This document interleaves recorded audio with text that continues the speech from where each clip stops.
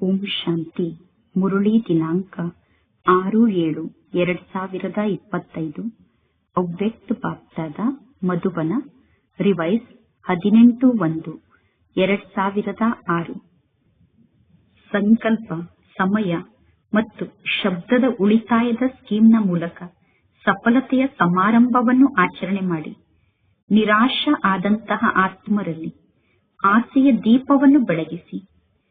ಇಂದು ಸ್ನೇಹದ ದಿನ ಆಗಿದೆ. ನಾಲ್ಕೂ ಕಡೆ ಇರುವಂತಹ ಎಲ್ಲಾ ಮಕ್ಕಳು ಸ್ನೇಹದ ಸಾಗರನಲ್ಲಿ ಸಮಾವೇಶ ಆಗಿದ್ದಾರೆ. ಈ ಸ್ನೇಹ ಸಹಜ ಯೋಗಿಯನ್ನಾಗಿ ಮಾಡುವಂತದ್ದಾಗಿದೆ. ಸ್ನೇಹ ಸರ್ವ ಅನ್ಯ ಆಕರ್ಷಣೆಯಿಂದ ನಮ್ಮನ್ನು ದೂರ ಮಾಡುವಂತದ್ದಾಗಿದೆ. ಸ್ನೇಹದ ವರದಾನ ಪರಮಾತ್ಮ ತಂದೆಯ ಮಕ್ಕಳಾಗಿ ಜನ್ಮವನ್ನು ಪಡೆದುಕೊಂಡ ತಕ್ಷಣ ಸಿಕ್ಕಂತಹ ಜನ್ಮದ ವರದಾನ ಆಗಿದೆ. ಸ್ನೇಹದಲ್ಲಿ ಪರಿವರ್ತನೆಯನ್ನು ಮಾಡುವಂತಹ ಶಕ್ತಿ ಇದೆ. ಅಂದ ಮೇಲೆ ಈ ದಿನ 2 ಪ್ರಕಾರದ ಮಕ್ಕಳನ್ನು ಪರಮಾತ್ಮ ತಂದೆ ಜಗತ್ತಿನ 4 ಕಡೆ ನೋಡಿದರು. ಎಲ್ಲರೂ ಪರಮಾತ್ಮ ತಂದೆಗೆ ಮುದ್ದಿನ ಮಕ್ಕಳಾಗಿದ್ದೀರಾ. ಆದರೆ 1ನೇ ಪ್ರಕಾರದ ಮಕ್ಕಳು ಅಂದರೆ ತಂದೆಗೆ ಪ್ರಿಯಾದಂತಹ ಮಕ್ಕಳು. 2ನೇ ಪ್ರಕಾರದ ಮಕ್ಕಳು ಅಂದರೆ ಪರಮಾತ್ಮ ತಂದೆಯ ಪ್ರೀತಿಯಲ್ಲಿ ತಲ್ಲೀನ ಆದಂತಹ ಮಕ್ಕಳು. ಪರಮಾತ್ಮ ತಂದೆಯ ಪ್ರೀತಿಯಲ್ಲಿ ತಲ್ಲೀನ ಆದಂತಹ ಮಕ್ಕಳು ಪ್ರತಿ ಸಂಕಲ್ಪ, ಪ್ರತಿ ಶ್ವಾಸ, ಪ್ರತಿ ಮಾತು, ಪ್ರತಿ ಕರ್ಮದಲ್ಲಿ ಸ್ವತಃ ಪರಮಾತ್ಮ ತಂದೆಯ ಸಮಾನ ಆಗಿರುತ್ತಾರೆ ಮತ್ತು ಸಹಜವಾಗಿ ತಂದೆಯ ಸಮಾನ ಆಗಿರುತ್ತಾರೆ. ಏಕೆ? ಮಕ್ಕಳಿಗೆ ಪರಮಾತ್ಮ ತಂದೆ ಸಮರ್ಥ ಭವ ಅನ್ನುವ ವರದಾನವನ್ನು ನೀಡಿದ್ದಾರೆ. ಇಂದಿನ ದಿನಕ್ಕೆ ಸ್ಮೃತಿ ದಿನದಿಂದ ಸಮರ್ಥರಾಗುವಂತಹ ದಿನ ಎಂದು ಕರೆಯುತ್ತೀರಾ. ಈ ದಿನ ಸ್ಮೃತಿ ದಿನ ಕೂಡ ಹೌದು, ಸಮರ್ಥತೆಯ ದಿನ ಕೂಡ ಹೌದು. ಏಕೆ? ಈ ದಿನ ಬ್ರಹ್ಮ ತಂದೆ ಸ್ವಯಂ ಮಕ್ಕಳಿಗೆ ಬ್ಯಾಕ್ ಬೋನ್ ಆದರು ಮತ್ತು ಪರಮಾತ್ಮ ತಂದೆಯ ಪ್ರೀತಿಯಲ್ಲಿ ತಲ್ಲೀನ ಆದಂತಹ ಲವಲೀನ ಮಕ್ಕಳನ್ನು ವಿಶ್ವದ ಸ್ಟೇಜ್ನ ಮೇಲೆ ಪ್ರತ್ಯಕ್ಷಪಡಿಸಿದರು. ವ್ಯಕ್ತದಲ್ಲಿ ಮಕ್ಕಳನ್ನು ಪರಮಾತ್ಮ ತಂದೆ ಪ್ರತ್ಯಕ್ಷಪಡಿಸಿದರು. ಬ್ರಹ್ಮ ತಂದೆ ಮಕ್ಕಳನ್ನು ವ್ಯಕ್ತದಲ್ಲಿ ಪ್ರತ್ಯಕ್ಷಪಡಿಸಿ ತಾವು ಸ್ವಯಂ ಅವ್ಯಕ್ತ ರೂಪದಲ್ಲಿ ಮಕ್ಕಳಿಗೆ ಜೊತೆಗಾರ ಆದರು. ಸ್ಮೃತಿಯಿಂದ ಸಮರ್ಥತೆಯನ್ನು ಪ್ರಾಪ್ತಿ ಮಾಡಿಕೊಳ್ಳುವಂತಹ ಇಂದಿನ ಈ ದಿನದಂದು ಬಾಪ್ತಾದ ಮಕ್ಕಳನ್ನು ಬಾಲಕರಿಂದ ಮಾಲೀಕರನ್ನಾಗಿ ಮಾಡಿ ಮಾಸ್ಟರ್ ಸರ್ವಶಕ್ತಿವಂತರಾಗಿ ಸರ್ವಶಕ್ತಿವಂತ ತಂದೆಯನ್ನು ಪ್ರತ್ಯಕ್ಷಪಡಿಸುವಂತಹ ಕಾರ್ಯವನ್ನು ನಿಮಗೆ ನೀಡಿದರು ಮತ್ತು ತಂದೆ ಮಕ್ಕಳನ್ನು ನೋಡಿ ಖುಷಿ ಪಡುತ್ತಿದ್ದಾರೆ. ಏಕೆಂದರೆ ಮಕ್ಕಳು ತಮ್ಮ ಯಥಾಯೋಗ ಮತ್ತು ಯಥಾಶಕ್ತಿಗನುಸಾರವಾಗಿ ಎಲ್ಲರೂ ತಂದೆಯನ್ನು ಪ್ರತ್ಯಕ್ಷಪಡಿಸುವಂತಹ ಕಾರ್ಯದಲ್ಲಿ ತೊಡಗಿದ್ದಾರೆ. ಅಂದರೆ ವಿಶ್ವ ಕಲ್ಯಾಣಕಾರಿಗಳಾಗಿ ವಿಶ್ವ ಪರಿವರ್ತನೆಯನ್ನು ಮಾಡುವಂತಹ ಕಾರ್ಯದಲ್ಲಿ ತೊಡಗಿದ್ದಾರೆ. ತಂದೆಯ ಮೂಲಕ ಸರ್ವಶಕ್ತಿಯ ಆಸ್ತಿ ಏನು ನಿಮಗೆ ಪ್ರಾಪ್ತಿಯಾಗಿದೆಯೋ ಆ ಸರ್ವಶಕ್ತಿಯನ್ನು ಸ್ವಯಂಗೋಸ್ಕರ ನೀವು ಕಾರ್ಯದಲ್ಲಿ ತೊಡಗಿಸಿಕೊಳ್ಳುತ್ತಿದ್ದೀರಾ ಮತ್ತು ಸರ್ವ ಆತ್ಮರಿಗೋಸ್ಕರ ಕಾರ್ಯದಲ್ಲಿ ತೊಡಗಿಸುತ್ತಿದ್ದೀರಾ. ಬಾಪ್ತಾದ ಇಂತಹ ಮಾಸ್ಟರ್ ಸರ್ವಶಕ್ತಿವಂತ ಆದಂತಹ ತಂದೆಯ ಸಮಾನ ಉಮಂಗ್ ಉತ್ಸಾಹದಲ್ಲಿ ಇರುವಂತಹ ಆಲ್ರೌಂಡ್ ಸೇವಾದಾರಿ ಮಕ್ಕಳನ್ನು ನೋಡಿ, ನಿಸ್ವಾರ್ಥ ಸೇವಾದಾರಿ ಮಕ್ಕಳನ್ನು ನೋಡಿ, ಬೇಹದ್ದಿನ ಸೇವಾದಾರಿ ಮಕ್ಕಳನ್ನು ನೋಡಿ ಮಕ್ಕಳಿಗೆ ಪದುಮಾಪದಂ ಗುಣದಷ್ಟು ಮನಸ್ಸಿನಿಂದ ಶುಭಾಶಯವನ್ನು ತಿಳಿಸುತ್ತಿದ್ದಾರೆ. ಶುಭಾಶಯಗಳು, ಶುಭಾಶಯಗಳು. ದೇಶದಲ್ಲಿ ಇರುವಂತಹ ಮಕ್ಕಳೇನೂ ಕಡಿಮೆ ಇಲ್ಲ ಮತ್ತು ವಿದೇಶದ ಮಕ್ಕಳೂ ಕೂಡ ಕಡಿಮೆ ಇಲ್ಲ. ಅಂದರೆ ದೇಶದಲ್ಲಿ ಇರುವಂತಹ ಮಕ್ಕಳೂ ಕೂಡ ಕಾರ್ಯದಲ್ಲಿ ತೊಡಗಿದ್ದಾರೆ, ವಿದೇಶದ ಮಕ್ಕಳೂ ಕೂಡ ಕಾರ್ಯದಲ್ಲಿ ತೊಡಗಿದ್ದಾರೆ. ಬಾಪ್ತಾದ ಇಂತಹ ಮಕ್ಕಳನ್ನು ನೋಡಿ ಮನಪೂರ್ವಕವಾಗಿ ಮನಸ್ಸಿನಿಂದ ಮಕ್ಕಳ ಮಹಿಮೆಯನ್ನು ಮಾಡುತ್ತಿರುತ್ತಾರೆ ಮತ್ತು ವಾಹ ವಾಹ ಅನ್ನುವ ಗೀತೆಯನ್ನು ಮಕ್ಕಳಿಗೋಸ್ಕರ ಹಾಡುತ್ತಿರುತ್ತಾರೆ. ಮಕ್ಕಳೇ ವಾಹ ಎಂದು ತಂದೆ ಗೀತೆಯನ್ನು ಹಾಡುತ್ತಿದ್ದಾರೆ. ನೀವೆಲ್ಲರೂ ವಾಹ ವಾಹ ಎಂದು ಹೇಳಿಸಿಕೊಳ್ಳುವ ಮಕ್ಕಳಾಗಿದ್ದೀರಾ ತಾನೆ? ಎಲ್ಲರೂ ಕೈಯನ್ನು ಅಲುಗಾಡಿಸುತ್ತಿದ್ದಾರೆ. ಬಹಳ ಒಳ್ಳೆಯದು.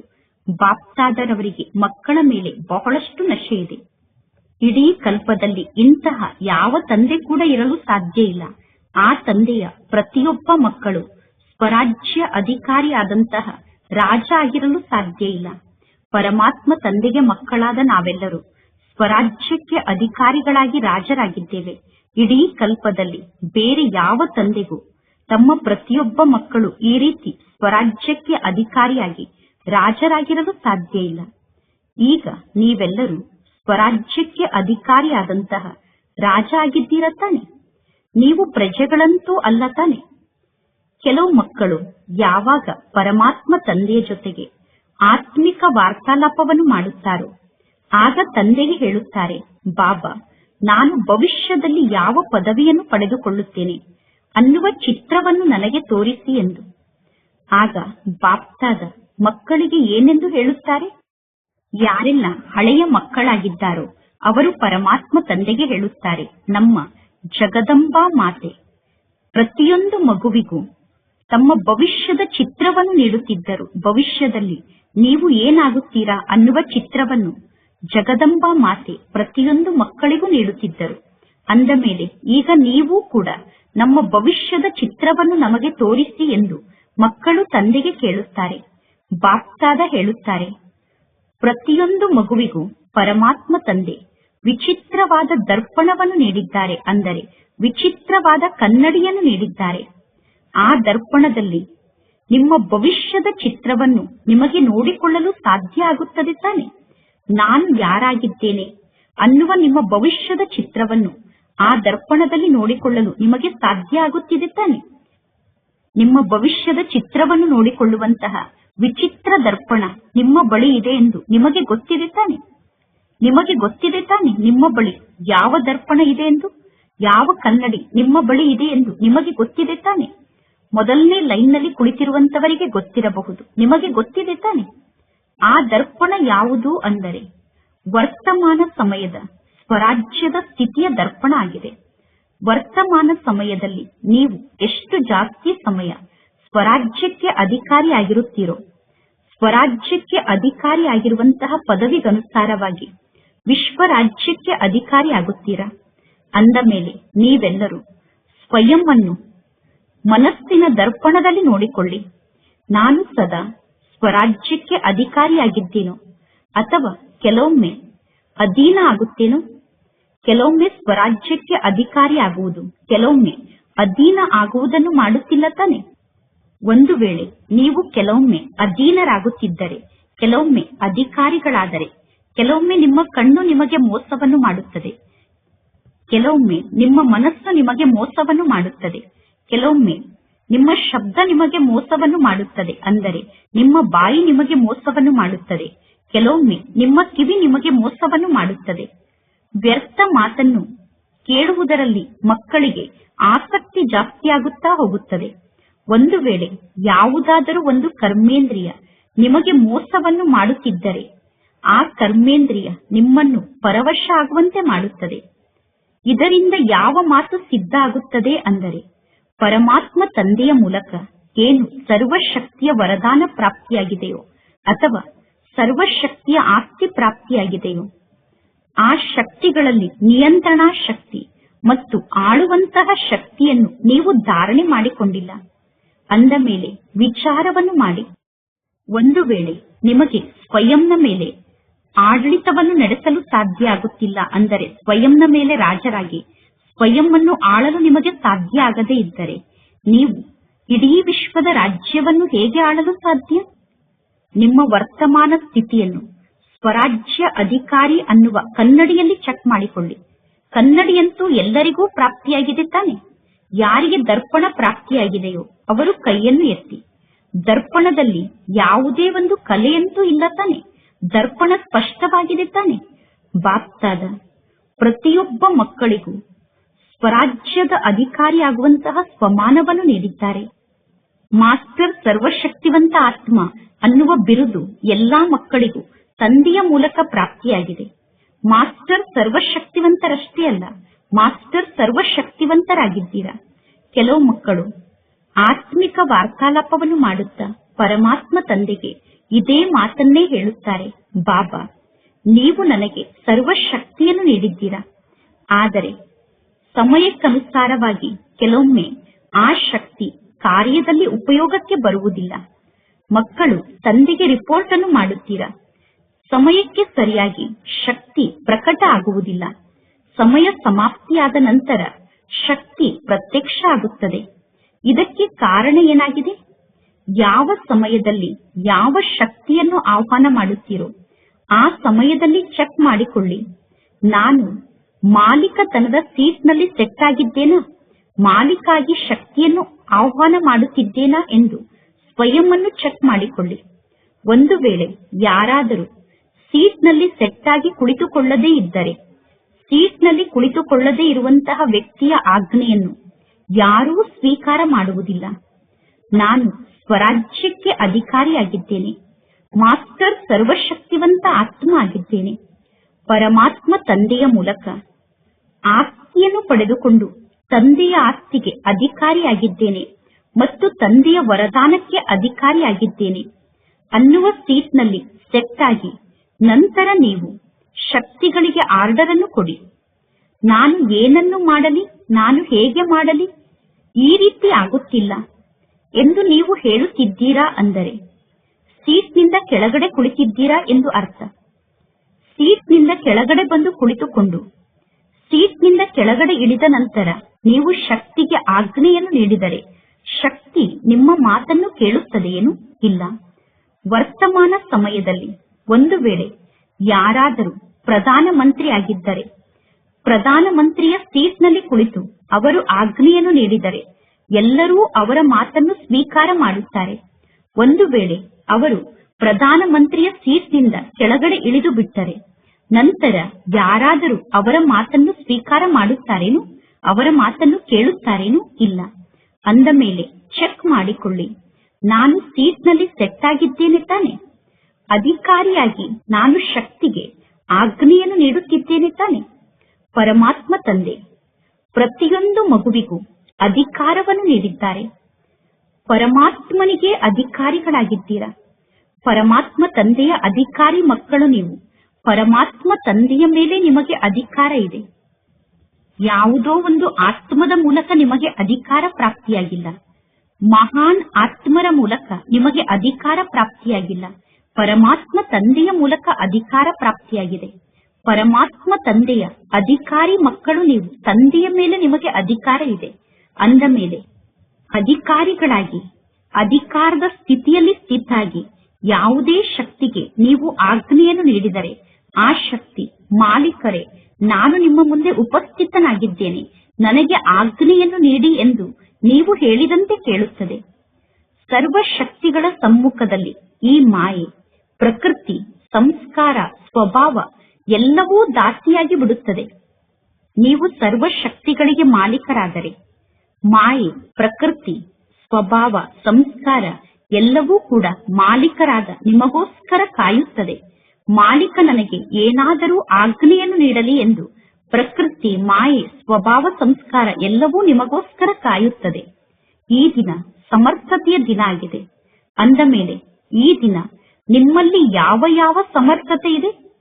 ಮಕ್ಕಳಿಗೆ ಬಾಪ್ತಾದ ಆ ಸಮರ್ಥತೆಯ ಮಾತನ್ನು ರಿವೈಸ್ ಮಾಡಿಸುತ್ತಿದ್ದಾರೆ. ಸಮರ್ಥತೆಗೆ ಅಂಡರ್ಲೈನ್ ಅನ್ನು ಮಾಡಿಸುತ್ತಿದ್ದಾರೆ. ಅಂದ ಮೇಲೆ ಸಮಯಕ್ಕೆ ಸರಿಯಾಗಿ ನೀವೇಕೆ ಶಕ್ತಿಹೀನರಾಗುತ್ತೀರಾ? ಬಾಪ್ತಾದ ನೋಡಿದರು ಮೆಜಾರಿಟಿ ಮಕ್ಕಳಲ್ಲಿ ಈಗಲೂ ಕೂಡ ಲೀಕೇಜ್ ಇದೆ. ಶಕ್ತಿಗಳು ಲೀಕ್ ಆಗಿ ಹೋಗುತ್ತಿರುವ ಕಾರಣ, ಶಕ್ತಿಗಳು ಸೋರಿ ಹೋಗುತ್ತಿರುವ ಕಾರಣ ಶಕ್ತಿ ಕಡಿಮೆ ಆಗುತ್ತದೆ. ಮತ್ತು ವಿಶೇಷವಾಗಿ 2 ಮಾತಿನ ಕಾರಣ ಶಕ್ತಿಗಳು ಸೋರಿ ಹೋಗುತ್ತಿದೆ, ಅಥವಾ 2 ಮಾತಿನ ಕಾರಣ ಶಕ್ತಿಗಳ ಲೀಕೇಜ್ ಆಗುತ್ತಿದೆ. ಆ 2 ಮಾತು ಯಾವುದು ಅಂದರೆ, ಒಂದನೆಯದಾಗಿ ಸಂಕಲ್ಪವನ್ನು ವ್ಯರ್ಥವಾಗಿ ಕಳೆಯುತ್ತಿದ್ದೀರಾ, ಎರಡನೆಯದಾಗಿ ಸಮಯವನ್ನು ವ್ಯರ್ಥವಾಗಿ ಕಳೆಯುತ್ತಿದ್ದೀರಾ. ನೀವು ಸಮಯ ಮತ್ತು ಸಂಕಲ್ಪವನ್ನು ಕೆಟ್ಟ ಕಾರ್ಯದಲ್ಲಿ ಬಳಸುತ್ತಿಲ್ಲ, ಆದರೆ ವ್ಯರ್ಥವಾಗಿ ಸಮಯವನ್ನು ಕಳೆಯುತ್ತಿದ್ದೀರಾ. ಕೆಟ್ಟ ಕಾರ್ಯವನ್ನು ಮಾಡಿ ಸಮಯವನ್ನು ಕಳೆಯುತ್ತಿಲ್ಲ. ಸಮಯ ವ್ಯರ್ಥ ಆಗುತ್ತಿದೆ ಅಂದರೆ ಅಲ್ಲಿ ನೀವು ಜಮಾ ಮಾಡಿಕೊಳ್ಳಲು ನಿಮಗೆ ಸಾಧ್ಯ ಆಗುತ್ತಿಲ್ಲ ಎಂದು ಅರ್ಥ. ಈ ದಿನ ನಾನು ಯಾವುದೇ ಕೆಟ್ಟ ಕಾರ್ಯವನ್ನು ಮಾಡಲಿಲ್ಲ ತಾನೆ ಎಂದು ಸ್ವಯಂ ಅನ್ನು ನೋಡಿಕೊಳ್ಳುತ್ತೀರಾ.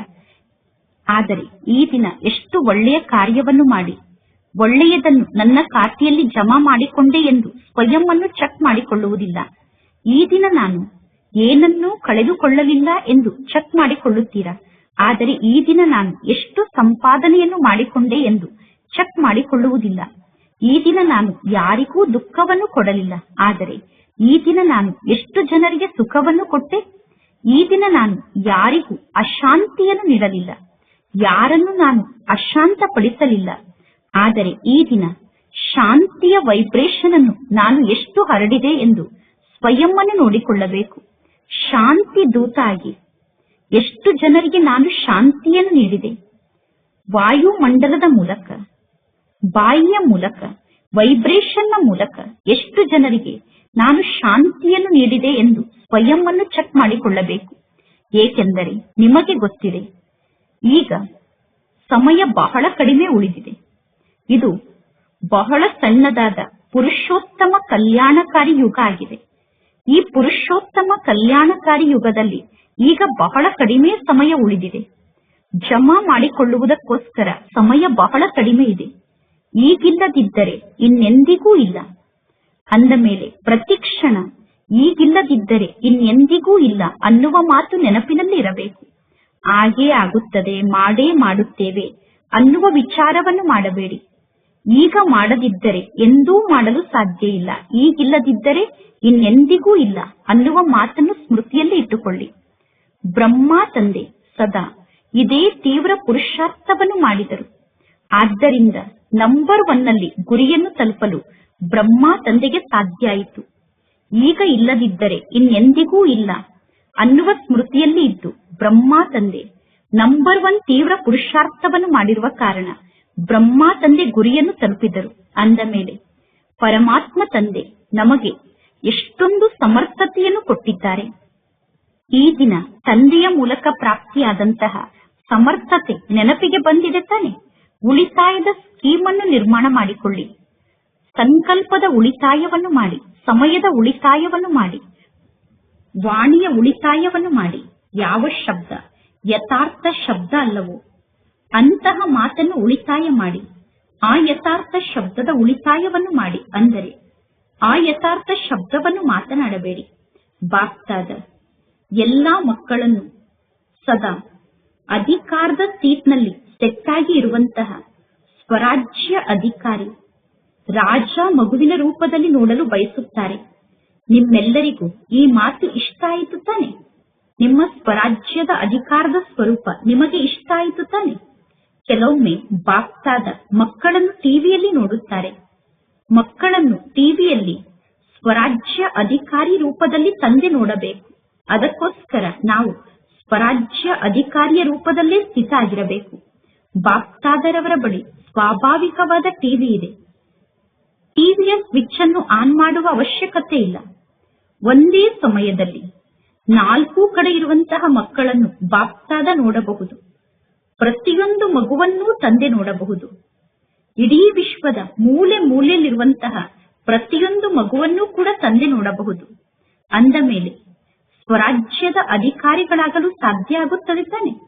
ನಾಳೆ ತಂದೆ ಟಿವಿಯನ್ನು ಆನ್ ಮಾಡಿದರೆ ನೀವೆಲ್ಲರೂ ಯಾವ ಸ್ವರೂಪದಲ್ಲಿ ಕಾಣಿಸುತ್ತೀರಾ? ಸೂಕ್ಷ್ಮ ದೇವತಾ ಸ್ವರೂಪದ ಡ್ರೆಸ್ನಲ್ಲಿ ಕಾಣಿಸಬೇಕು. ಸೂಕ್ಷ್ಮ ದೇವತಾ ಸ್ವರೂಪದ ಡ್ರೆಸ್ ಅನ್ನು ಧರಿಸಿಕೊಂಡಿದ್ದೀರಾ ತಾನೆ?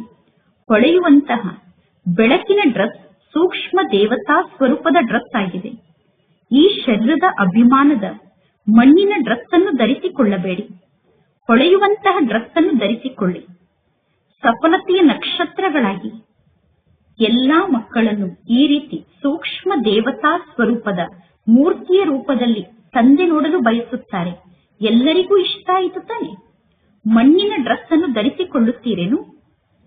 ದೇಹಾಭಿಮಾನ ಅನ್ನುವ ಮಣ್ಣಿನ ಡ್ರೆಸ್ ಅನ್ನು ಧರಿಸಿಕೊಂಡರೆ ಮಣ್ಣು ಪಾಲಾಗುತ್ತೀರಾ? ಅಂದರೆ ಮಣ್ಣಿನಲ್ಲೇ ಇರುವಂತವರಾಗಿ ಬಿಡುತ್ತೀರಾ?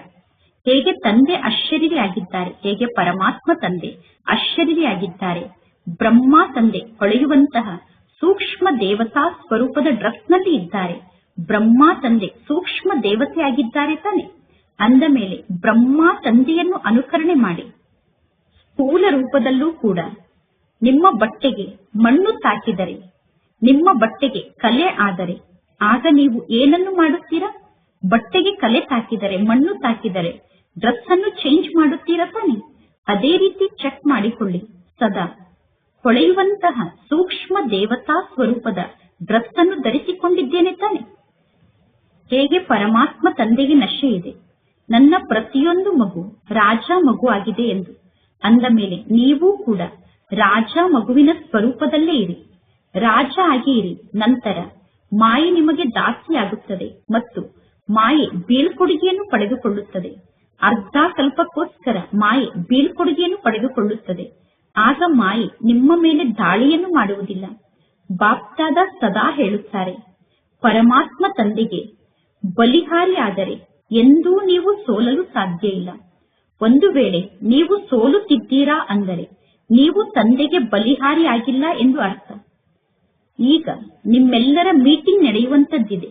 ಮೀಟಿಂಗ್ ನ ಡೇಟ್ ಅನ್ನು ಫಿಕ್ಸ್ ಮಾಡಿಕೊಳ್ಳುತ್ತೀರಾ ತಾನೆ. ಅಂದ ಮೇಲೆ ಈ ಬಾರಿ ಮೀಟಿಂಗ್ ನಲ್ಲಿ ಕೇವಲ ಸೇವೆಯ ಪ್ಲಾನ್ ಅನ್ನು ಮಾಡಬೇಡಿ. ಕೇವಲ ಮೀಟಿಂಗ್ ನಲ್ಲಿ ಸೇವೆಯ ಪ್ಲಾನ್ ಅನ್ನು ಮಾಡುವುದನ್ನಷ್ಟೇ ಬಾಪ್ತಾದ ನೋಡಲು ಬಯಸುವುದಿಲ್ಲ. ಬಲೆ ಸೇವೆಯ ಪ್ಲಾನ್ ಅನ್ನು ಮಾಡಿ, ಆದರೆ ಮೀಟಿಂಗ್ ನಲ್ಲಿ ಸಫಲತೆಯ ಮಿಷನರಿಯ ಪ್ಲಾನ್ ಅನ್ನು ಕೂಡ ಮಾಡಿ, ಸಫಲತೆಯನ್ನು ಪ್ರಾಪ್ತಿ ಮಾಡಿಕೊಳ್ಳುವಂತಹ ಪ್ಲಾನ್ ಅನ್ನು ಕೂಡ ಮಾಡಿ. ಬಹಳಷ್ಟು ಸಭೆಯನ್ನು ನಡೆಸಿದ್ದೀರಾ, ಅಂದರೆ ಬಹಳಷ್ಟು ಸೆಮಿನಾರ್ಗಳನ್ನು ಮಾಡಿದ್ದೀರಾ. ಈಗ ಸಫಲತೆಯ ಸಭೆಯನ್ನು ನಡೆಸಿ, ಅಂದರೆ ಸಫಲತೆಯ ಸೆಮಿನಾರ್ನ ಡೇಟ್ ಅನ್ನು ಫಿಕ್ಸ್ ಮಾಡಿಕೊಳ್ಳಿ. ಎಲ್ಲರೂ ವಿಚಾರವನ್ನು ಮಾಡುತ್ತಿದ್ದೀರಾ, ಎಲ್ಲರೂ ಹೇಗೆ ಸಫಲತೆಯ ಸೆರೆಮನಿಯನ್ನು ಆಚರಣೆ ಮಾಡಲು ಸಾಧ್ಯ ಎಂದು. ಆದ್ದರಿಂದ ಬಾಪ್ತಾದ ತಿಳಿಸುತ್ತಾರೆ, ಕಡಿಮೆ ಅಂದರೆ 108 ರತ್ನಗಳು ಸಫಲತೆಯ ಮೂರ್ತಿಯಾಗಿ ಸಫಲತೆಯ ಸಮಾರಂಭವನ್ನು ಆಚರಣೆ ಮಾಡಬೇಕು. 108 ಮಣಿಗಳು ಸಫಲತೆಯ ಮೂರ್ತಿಯಾಗಿ ಉದಾಹರಣಾ ಸ್ವರೂಪರಾಗಬೇಕು. ಈ ರೀತಿ ಆಗಲು ಸಾಧ್ಯ ಇದೆ ತಾನೆ? ಹೇಳಿ. ಮೊದಲನೇ ಲೈನ್ನವರು ಹೇಳಿ, ಸಫಲತಾ ಸ್ವರೂಪದ ಮೂರ್ತಿಯಾಗಲು ಸಾಧ್ಯ ಇದೆ ತಾನೆ? ಉತ್ತರವನ್ನು ನೀಡುವಂತಹ ಸಾಹಸ ಮಕ್ಕಳಲ್ಲಿ ಇಲ್ಲ. ಮಕ್ಕಳು ವಿಚಾರವನ್ನು ಮಾಡುತ್ತಿದ್ದಾರೆ, ಆಗುತ್ತದೆಯೋ ಇಲ್ಲವೋ ಗೊತ್ತಿಲ್ಲ, ನಾನು ಮಾಡುತ್ತೇನೋ ಅಥವಾ ಇಲ್ಲವೋ ನನಗೆ ಗೊತ್ತಿಲ್ಲ ಎಂದು. ನೀವು ಸಾಹಸ ಉಳ್ಳವರಾದರೆ ಎಲ್ಲವನ್ನೂ ಮಾಡಿ ತೋರಿಸಲು ಸಾಧ್ಯ. ದಾದಿಯನ್ನು ಬಾಬಾ ಕೇಳುತ್ತಿದ್ದಾರೆ, ದಾದಿ ನೀವು ತಿಳಿಸಿ, 108 ಆತ್ಮರು ಸಫಲತಾ ಮೂರ್ತಿಗಳಾಗಲು ಸಾಧ್ಯ ತಾನೆ? ಹೌದು, ಅವಶ್ಯವಾಗಿ 108 ಮಣಿಗಳು ತಯಾರಾಗುತ್ತೇವೆ. 108 ಮಣಿಗಳ ಸಫಲತೆಯ ಸಮಾರಂಭ ನಡೆಯಲು ಸಾಧ್ಯ ಎಂದು ದಾದೀಜಿ ಬಾಪ್ತಾದರವರಿಗೆ ತಿಳಿಸುತ್ತಿದ್ದಾರೆ. ನೋಡಿ, ದಾದಿಯಲ್ಲಿ ಸಾಹಸ ಇದೆ. ನಿಮ್ಮೆಲ್ಲರ ಪರವಾಗಿ ದಾದಿ ಸಾಹಸವನ್ನು ತೋರಿಸುತ್ತಿದ್ದಾರೆ. ಅಂದ ಮೇಲೆ ಸಹಯೋಗಿಗಳಾಗಬೇಕು. ಆದ್ದರಿಂದ ಈಗೇನು ಮೀಟಿಂಗ್ ನಡೆಯುತ್ತದೆಯೋ ಆ ಮೀಟಿಂಗ್ ನ ರಿಪೋರ್ಟ್ ಅನ್ನು ತಂದೆ ಕೇಳುತ್ತಾರೆ. ಪಾಂಡವರು ತಿಳಿಸಿ, ಏಕೆ ಸುಮ್ಮನೆ ಇದ್ದೀರಾ? ಪಾಂಡವರು ಏಕೆ ಸುಮ್ಮನೆ ಇದ್ದೀರಾ? ಪಾಂಡವರಿಗೆ ಈ ರೀತಿ ಸಾಹಸವನ್ನು ಇಟ್ಟುಕೊಳ್ಳಲು ಸಾಧ್ಯ ಆಗುವುದಿಲ್ಲ ಏನು? ಪಾಂಡವರಿಗೆ ಮಾಡಿ ತೋರಿಸಲು ಸಾಧ್ಯ ಆಗುವುದಿಲ್ಲ ಏನು? ಮಾಡಿ ತೋರಿಸುತ್ತೀರಾ ತಾನೆ? ಒಳ್ಳೆಯದು. ಸಾಹಸವನ್ನು ಇಟ್ಟುಕೊಳ್ಳಲು ಸಾಧ್ಯ ಆಗುತ್ತದೆ ತಾನೆ? ನಾನು ಸಾಹಸವನ್ನು ಇಟ್ಟುಕೊಂಡು ಸ್ವರಾಜ್ಯಕ್ಕೆ ಅಧಿಕಾರಿಯಾಗಿ ತೋರಿಸುತ್ತೇನೆ ಎಂದು ಯಾರು ತಿಳಿದುಕೊಂಡಿದ್ದೀರೋ ಅವರು ಕೈಯನ್ನು ಎತ್ತಿ. ಎಲ್ಲರೂ ಮಾಡುತ್ತೀರಾ ತಾನೆ? ಬೇರೆ ಯಾವುದೇ ಸಂಸ್ಕಾರ ನಿಮ್ಮಲ್ಲಿ ಇರುವುದಿಲ್ಲ ತಾನೆ? ಯಾವುದೇ ದುರ್ಬಲತೆ ಇರುವುದಿಲ್ಲ ತಾನೆ? ಒಳ್ಳೆಯದು. ಮಧುಬನದವರು ಕೂಡ ಕೈಯನ್ನು ಎತ್ತುತ್ತಿದ್ದಾರೆ. ವಾಹ, ಶುಭಾಶಯಗಳು, ಶುಭಾಶಯಗಳು. ಒಳ್ಳೆಯದು. 108 ಮಣಿಗಳು ಸಫಲತೆಯ ಮೂರ್ತಿಯಾದರೆ ನಂತರ ಎಲ್ಲವೂ ಸಹಜ ಆಗುತ್ತದೆ. ಇಷ್ಟೊಂದು ಜನ ಕೈಯನ್ನು ಎತ್ತಿದ್ದೀರಾ, ಅಂದ ಮೇಲೆ 108 ಜನ ಸಫಲತಾ ಮೂರ್ತಿಗಳಾಗುವುದು ದೊಡ್ಡ ಮಾತೇನು? ದೊಡ್ಡ ಮಾತಲ್ಲ. ಡಬ್ಬಲ್ ವಿದೇಶದವರು ಏನನ್ನು ಮಾಡುತ್ತೀರಾ? ಹೌದು, ದಾದಿ ಜಾನಕಿ ಕೂಡ ಮುರಳಿಯನ್ನು ಕೇಳುತ್ತಿದ್ದಾರೆ. ನಾನು ಉತ್ತರವನ್ನು ಕೊಡಬೇಕು ಎಂದು ದಾದಿಗೆ ಉತ್ಸಾಹ ಬರುತ್ತಿದೆ. ವಿದೇಶದವರ ಮಾಲೆಯನ್ನೂ ಕೂಡ ತಂದೆ ನೋಡುತ್ತಾರೆ. ಸರಿತಾನೆ? ಕೈಯನ್ನು ಎತ್ತಿ. ಸರಿತಾನೆ? ಒಳ್ಳೆಯದು. ಈ ದಿನ ಡಬ್ಬಲ್ ವಿದೇಶದವರು ಎಷ್ಟು ಜನ ಕುಳಿತಿದ್ದೀರಾ? ಈ ಸಭೆಯಲ್ಲಿ 200 ಜನ ಡಬ್ಬಲ್ ವಿದೇಶದ ಮಕ್ಕಳು ಕುಳಿತಿದ್ದಾರೆ. ಆ 200 ಜನರಲ್ಲಿ 108 ಮಣಿಗಳು ತಯಾರಾಗಿ ಬಿಡಬೇಕು. ಈ ಕಾರ್ಯವನ್ನು ಮಾಡಿ ತೋರಿಸುವುದರಲ್ಲಿ ಮೊದಲು ನಾನು ಎಂದು ಹೇಳಬೇಕು. ಈ ಮಾತಿನಲ್ಲಿ ಅನ್ಯರನ್ನು ನೋಡಬೇಡಿ. ನಾನು ನಂಬರ್ 1 ನಲ್ಲಿ ಬರಬೇಕು. ಬೇರೆ ಯಾವ ಮಾತಿನಲ್ಲೂ ನಾನು ನಾನು ಎಂದು ಹೇಳಬೇಡಿ. ಸ್ವರಾಜ್ಯಕ್ಕೆ ಅಧಿಕಾರಿ ಆಗುವ ಮಾತಿನಲ್ಲಿ ನಾನು ಅನ್ನುವ ಶಬ್ದವನ್ನು ಅವಶ್ಯವಾಗಿ ಹೇಳಬೇಕು. ನಾನು ಸ್ವರಾಜ್ಯಕ್ಕೆ ಅಧಿಕಾರಿಯಾಗುತ್ತೇನೆ, ನಾನು ಸ್ವರಾಜ್ಯಕ್ಕೆ ಅಧಿಕಾರಿಯಾಗಿ ತೋರಿಸುತ್ತೇನೆ ಎಂದು ಹೇಳಬೇಕು. ಮತ್ತು ಪರಮಾತ್ಮ ತಂದೆ ಮಕ್ಕಳಿಗೆ ಕೆಲಸವನ್ನು ಕೊಡುತ್ತಿದ್ದಾರೆ. ಈ ದಿನ ಸಮರ್ಥತೆಯ ದಿನ ಆಗಿದೆ. ಅಂದ ಮೇಲೆ ಸಮರ್ಥ ಆತ್ಮರಾಗಿದ್ದೀರಾ. ಬಾಪ್ತಾದ ಒಂದು ವಿಚಿತ್ರ ದೀಪಾವಳಿಯನ್ನು ಆಚರಿಸಲು ಬಯಸುತ್ತಿದ್ದಾರೆ. ಅಂದ ಮೇಲೆ ನೀವೆಲ್ಲರೂ ಕೂಡ ಅನೇಕ ಬಾರಿ ದೀಪಾವಳಿಯನ್ನು ಆಚರಣೆ ಮಾಡಿದ್ದೀರಾ. ಆದರೆ ಬಾಪ್ತಾದ ವಿಚಿತ್ರ ದೀಪಾವಳಿಯನ್ನು ಆಚರಿಸಲು ಬಯಸುತ್ತಿದ್ದಾರೆ. ಆ ವಿಚಿತ್ರ ದೀಪಾವಳಿ ಯಾವುದು ಎಂದು ನಾನು ಮಕ್ಕಳಿಗೆ ತಿಳಿಸಲೇ ಎಂದು ತಂದೆ ಕೇಳುತ್ತಾರೆ. ಒಳ್ಳೆಯದು. ವರ್ತಮಾನ ಸಮಯವನ್ನು ನೀವೆಲ್ಲರೂ ನೋಡುತ್ತಿದ್ದೀರಾ. ದಿನ ಪ್ರತಿದಿನ ಕಳೆದಂತೆ 4 ಕಡೆ ಇರುವಂತಹ ಮನುಷ್ಯರಲ್ಲಿ ನಿರಾಸೆ ಜಾಸ್ತಿ ಆಗುತ್ತಿದೆ. ಅಂದ ಮೇಲೆ ಬಲೆ ನೀವು ಮನಸಾ ಸೇವೆಯನ್ನು ಮಾಡಿ, ಅಥವಾ ವಾಣಿಯ ಮೂಲಕ ಸೇವೆಯನ್ನು ಮಾಡಿ, ಅಥವಾ ಸಂಬಂಧ ಸಂಪರ್ಕದಲ್ಲಿ ಸೇವೆಯನ್ನು ಮಾಡಿ. ಆದರೆ ಬಾಪ್ತಾದ ನಿರಾಶ ಆದಂತಹ ಮನುಷ್ಯರ ಆಂತರ್ಯದಲ್ಲಿ ಆಸೆಯ ದೀಪವನ್ನು ಬೆಳಗಿಸಲು ಬಯಸುತ್ತಿದ್ದಾರೆ. 4 ಕಡೆ ಇರುವಂತಹ ಮನುಷ್ಯಾತ್ಮರ ಮನಸ್ಸಿನಲ್ಲಿ ಆಸೆಯ ದೀಪವನ್ನು ಬೆಳಗಿಸಿ. ಈ ಆಸೆಯ ದೀಪವನ್ನು ಬೆಳಗಿಸುವಂತಹ ದೀಪಾವಳಿಯನ್ನು ಆಚರಣೆ ಮಾಡುವುದನ್ನು ಬಾಪ್ತಾದ ನೋಡಲು ಬಯಸುತ್ತಾರೆ. ಇಂತಹ ದೀಪಾವಳಿಯನ್ನು ಆಚರಣೆ ಮಾಡಲು ಸಾಧ್ಯ ತಾನೆ? ವಾತಾವರಣದಲ್ಲಿ ಕೊನೆ ಪಕ್ಷ ಆಸೆಯ ದೀಪ ಬೆಳಗಬೇಕು. ಆಗ ವಿಶ್ವ ಪರಿವರ್ತನೆ ಆಯಿತು ಅಂದರೆ ಆಗೇ ಬಿಟ್ಟಿತು. ಸುವರ್ಣ ಮುಂಜಾನೆ ಬಂತು ಅಂದರೆ ಬಂದೇ ಬಿಟ್ಟಿತು, ಅಂದರೆ ಸತ್ಯುಗ ಬಂತು ಅಂದರೆ ಬಂದೇ ಬಿಟ್ಟಿತು. ಈ ನಿರಾಶೆ ಸಮಾಪ್ತಿಯಾಗಿ ಬಿಡಬೇಕು. ಬೇರೆ ಏನನ್ನೂ ಮಾಡುವ ಅವಶ್ಯಕತೆ ಇಲ್ಲ, ಬೇರೆ ಏನೂ ಆಗುವ ಅವಶ್ಯಕತೆ ಇಲ್ಲ. ಕೇವಲ ಆಸೆಯ ದೀಪ ಬೆಳಗಿ ಬಿಡಬೇಕು. ಆಸೆಯ ದೀಪವನ್ನು ಬೆಳಗಿಸಲು ಸಾಧ್ಯ ತಾನೆ? ಆಸೆಯ ದೀಪವನ್ನು ಮನುಷ್ಯಾತ್ಮರಲ್ಲಿ ಬೆಳಗಿಸುವುದು ಸಹಜ ಮಾತಾಗಿದೆಯೋ ಅಥವಾ ಕಷ್ಟದ ಮಾತಾಗಿದೆಯೋ? ಸಹಜ ಮಾತಾಗಿದೆ ತಾನೆ? ಅಂದ ಮೇಲೆ ಯಾರು ಮಾಡಿ ತೋರಿಸುತ್ತೀರೋ ಅವರು ಕೈಯನ್ನು ಎತ್ತಿ. ಮಾಡಿ ತೋರಿಸುತ್ತೀರಾ ತಾನೆ? ಇಷ್ಟೆಲ್ಲಾ ದೀಪಗಳು ಬೆಳಗಿ ಬಿಟ್ಟರೆ ಸಹಜವಾಗಿ ದೀಪಾವಳಿ ಹಬ್ಬ ನಡೆಯುತ್ತದೆ. ನಿಮ್ಮ ವೈಬ್ರೇಷನ್ ಎಷ್ಟು ಶಕ್ತಿಶಾಲಿ ಆಗಿರಬೇಕು ಅಂದರೆ ಬಲೆ 4 ಕಡೆ ಇರುವಂತಹ ಆತ್ಮರ ಸಮ್ಮುಖಕ್ಕೆ ಹೋಗಿ ತಲುಪಲು ನಿಮಗೆ ಸಾಧ್ಯ ಆಗದೇ ಇರಬಹುದು. ಆದರೆ ಲೈಟ್ ಹೌಸ್ ಆಗಿ, ಮೈಟ್ ಹೌಸ್ ಆಗಿ ದೂರದವರೆಗೂ ವೈಬ್ರೇಷನ್ ಅನ್ನು ಹರಡಿಸಿ.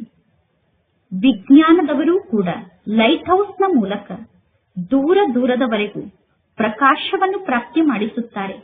ವಿಜ್ಞಾನಿಗಳ ಲೈಟ್ ಹೌಸ್ ಬೆಳಕಿನ ಗ್ರಹ ದೂರದವರೆಗೂ ಪ್ರಕಾಶವನ್ನು ನೀಡುತ್ತದೆ.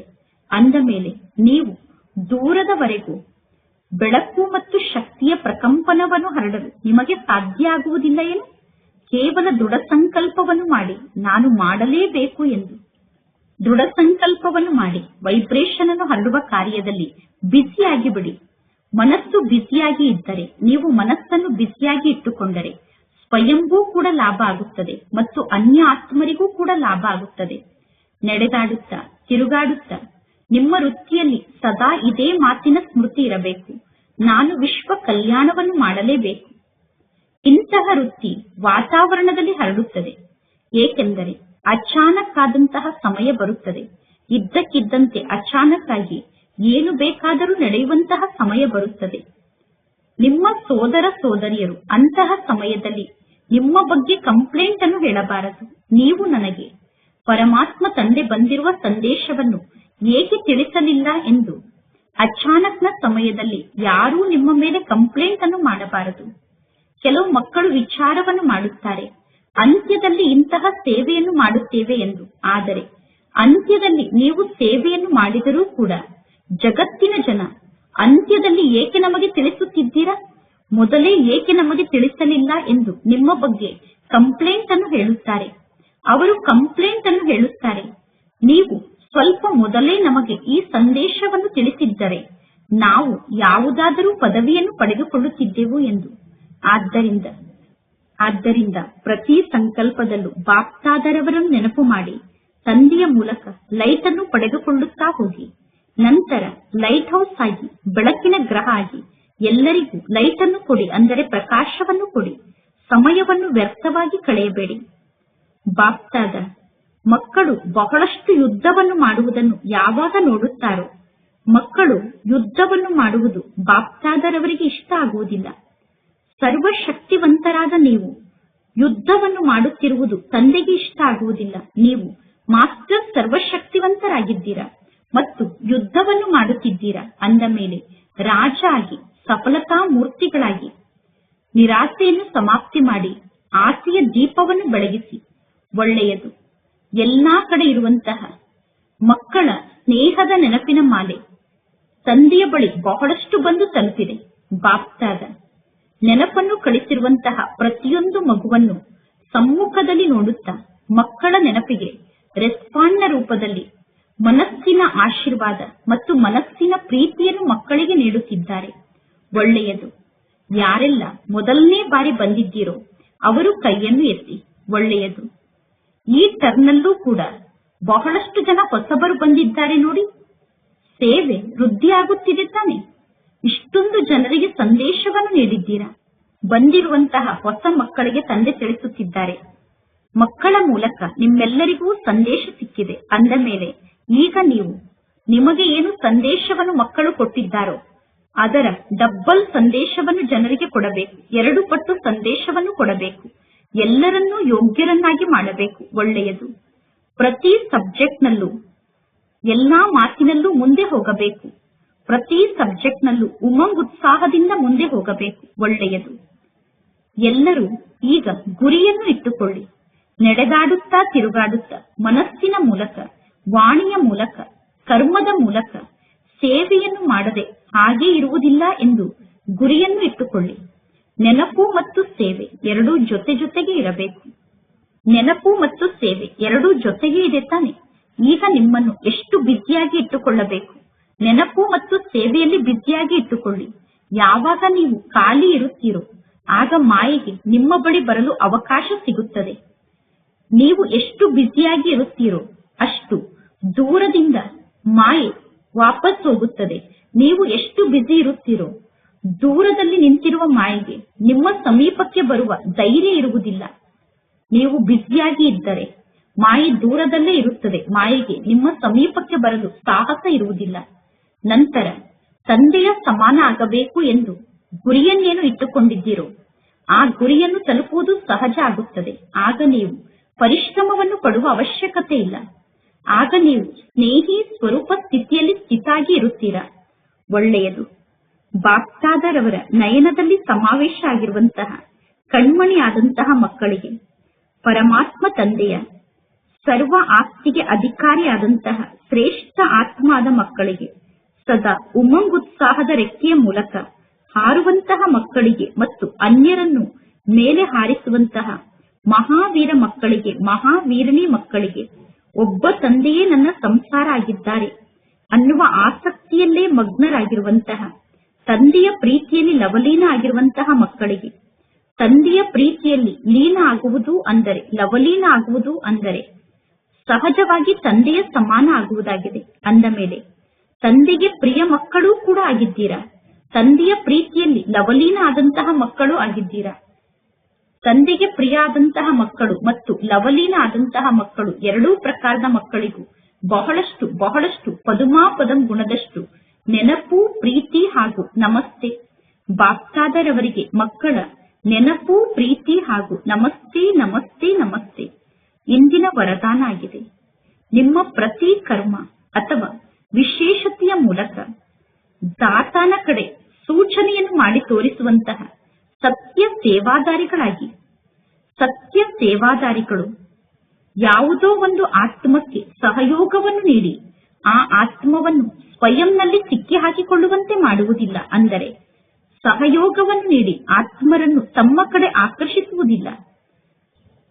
ಸತ್ಯ ಸೇವಾದಾರಿಗಳು ಎಲ್ಲರ ಸಂಬಂಧವನ್ನು ತಂದೆಯ ಜೊತೆಗೆ ಜೋಡಿಸುತ್ತಾರೆ. ಅವರ ಪ್ರತಿಯೊಂದು ಮಾತು ಪರಮಾತ್ಮ ತಂದೆಯ ಸ್ಮೃತಿಯನ್ನು ತಂದುಕೊಡುವಂತಹ ಮಾತಾಗಿರುತ್ತದೆ. ಅವರ ಪ್ರತಿಯೊಂದು ಕರ್ಮದಲ್ಲೂ ಪರಮಾತ್ಮ ತಂದೆ ಕಾಣಿಸುತ್ತಾರೆ. ಅವರ ಮನಸ್ಸಿನಲ್ಲಿ ಎಂದೂ ಇಂತಹ ಸಂಕಲ್ಪ ಬರಲು ಸಾಧ್ಯ ಇಲ್ಲ. ನನ್ನ ವಿಶೇಷತೆಯ ಕಾರಣ, ನನ್ನ ವಿಶೇಷತೆಯನ್ನು ನೋಡಿ ಇವರು ನನಗೆ ಸಹಯೋಗಿಗಳಾಗಿದ್ದಾರೆ ಅನ್ನುವ ಸಂಕಲ್ಪ ಅವರ ಮನಸ್ಸಿನಲ್ಲಿ ಉತ್ಪನ್ನ ಆಗುವುದಿಲ್ಲ. ಒಂದು ವೇಳೆ ನೀವು ಯಾರಿಗೆ ಸಹಯೋಗವನ್ನು ನೀಡುತ್ತೀರೋ ಆ ಆತ್ಮರು ನಿಮ್ಮನ್ನೇ ನೋಡುತ್ತಿದ್ದರೆ, ಅವರು ತಂದೆಯನ್ನು ನೋಡದೇ ಇದ್ದರೆ, ನೀವು ಸೇವೆಯನ್ನು ಮಾಡಲಿಲ್ಲ, ಅವರಿಗೆ ತಂದೆಯ ನೆನಪು ಮರೆತು ಹೋಗುವಂತೆ ನೀವು ಮಾಡಿದ್ದೀರಾ ಎಂದು ಅರ್ಥ. ಸತ್ಯ ಸೇವಾದಾರಿಗಳು ಸತ್ಯ ತಂದೆಯ ಜೊತೆಗೆ ಸರ್ವರ ಸಂಬಂಧವನ್ನು ಜೋಡಣೆ ಆಗುವಂತೆ ಮಾಡುತ್ತಾರೆ. ಸತ್ಯ ಸೇವಾದಾರಿಗಳು ಸತ್ಯದ ಜೊತೆಗೆ ಸರ್ವರ ಸಂಬಂಧವನ್ನು ಜೋಡಿಸುತ್ತಾರೆ. ಸ್ವಯಂನ ಜೊತೆಗೆ ಸಂಬಂಧವನ್ನು ಜೋಡಿಸಿಕೊಳ್ಳುವಂತೆ ಮಾಡುವುದಿಲ್ಲ. ಇಂದಿನ ಸ್ಲೋಗನ್ ಆಗಿದೆ, ಯಾವುದೇ ಪ್ರಕಾರದ ಅರ್ಜಿಯನ್ನು ಹಾಕುವ ಬದಲು ಸದಾ ಖುಷಿಯಲ್ಲಿ ಇರಿ.